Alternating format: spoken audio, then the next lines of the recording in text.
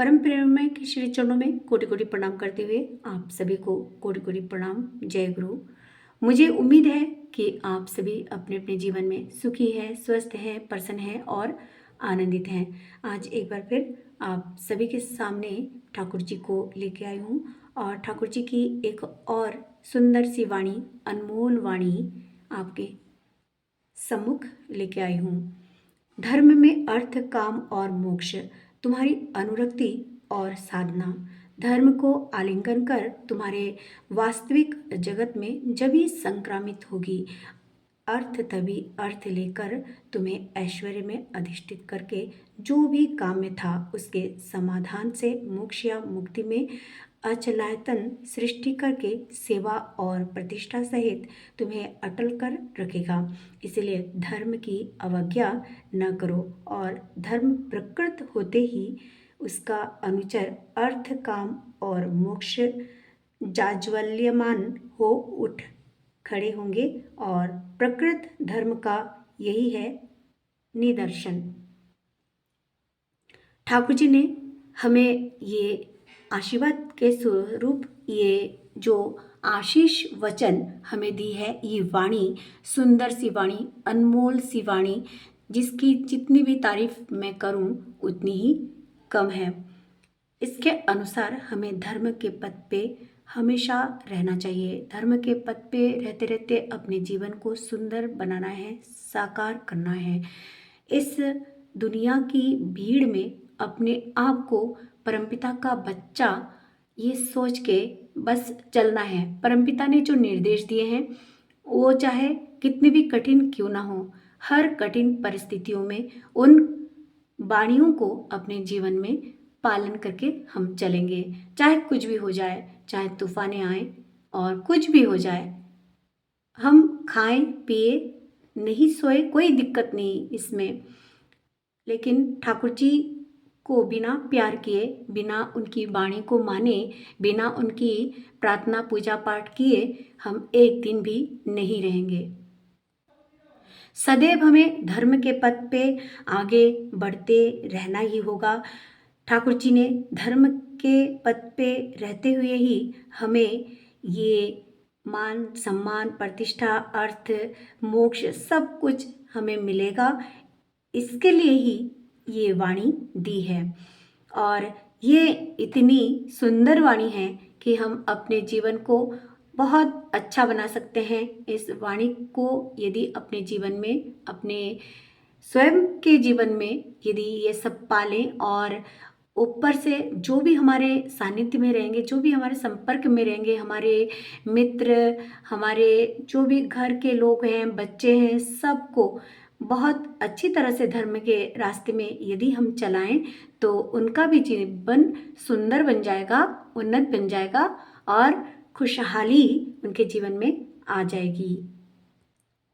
धर्म के रास्ते पे चलते चलते एक बात और माताओं के लिए ठाकुर जी ने निर्देश दिए है, आदेश दिए है और ये मानना बहुत ज़रूरी है। ये विधवा का आदर्श कैसा होना चाहिए, विधवा को कैसे रहना चाहिए, तो उसके विषय में ठाकुर जी ने क्या बात कही है, तो उस सिलसिले में दो बातें कहना चाहूँगी। विधवा का जो आदर्श होता है, इष्ट या गुरु के आदर्श से अनुप्राणित हो, इस तरह से हमें चलना चाहिए। हमारे जीवन में जो भी लोग ऐसे हों उनको ये निर्देश हम दें, इस तरह से हम भी चलें कि उनको ये निर्देश भी दे सकें। जो लोग हमारे आसपास में हों, हमारे यदि कोई जान पहचान के हैं या वो जानकार नहीं है, तो उनको इस तरह से पथ पे लाना है कि उनका जीवन व्यवस्थित ही रह सके और अंतर में उनके स्वामी को अटूट रखकर ब्रह्मचर्य परायणा होकर उपयुक्त सेवा से पारिपार्श्विक और जगत में इष्ट प्रतिष्ठा करके नंदित हो, विगत स्वामी की आत्मा को नंदित करना। ठाकुर जी ने ये बताई है कि उस महिला के अंतर्मन में अपने स्वामी की जो एक स्मृति वो सदा जागृत रहे। इससे उनका जो जीवन है वो पवित्र रहेगा और वो सदा ब्रह्मचर्य का पालन अपने जीवन में करे। ये सोचे कि हमारे स्वामी तो चले गए, बस हम ईश्वर को ही अपना सब कुछ मान के उनकी पूजा, उनकी अर्चना, उनके प्रति समर्पण का भाव हम रखेंगे, तभी हम अपने जीवन को सुंदर बना पाएंगे, उन्नत बना पाएंगे। और इस समाज की जो कुछ कुरीतियाँ हैं, कुप्रथाएं हैं और जो अपने गार्जियन के चले जाने के बाद कुछ टेंशन हो जाता है लाइफ में सभी के, तो वो जो टेंशन है वो टेंशन कभी नहीं होगा। ऊपर से समाज भी उच्छृंखल नहीं होगी। उस महिला को हमेशा ये सोचना चाहिए कि मेरे मेरे स्वामी इस दुनिया में नहीं हैं, तो क्या मेरे इस संसार के लोग मेरे माता पिता के समान हैं, मेरे भाई बंधु के समान हैं। और इष्ट के सानिध्य में रह के ही वो अपने जीवन को चलाएं, बहुत सुंदरता के साथ। मतलब अपने मन के अंदर किसी भी तरह का कोई भी पाप प्रवृत्ति उनके अंदर ना आ सके, इसके लिए भी बहुत उनको सजग रहने के लिए ठाकुर जी ने इंगित की है।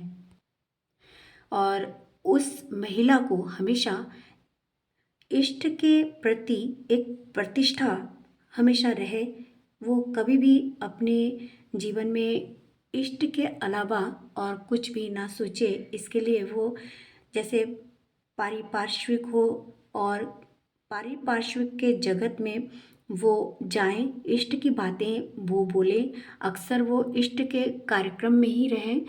तो फिर ठाकुर जी ने ऐसी महिला के लिए यही किया कि वो धर्म के पथ पे ही चल रही है और वो इस तरह से समाज में बहुत सुंदर मिसाल कायम करेंगी, क्योंकि उनके ऐसे आचरण से बाकी भी कई सारी महिलाएं देखेंगी, उनको देख के ये सबक उनके लिए भी होगा।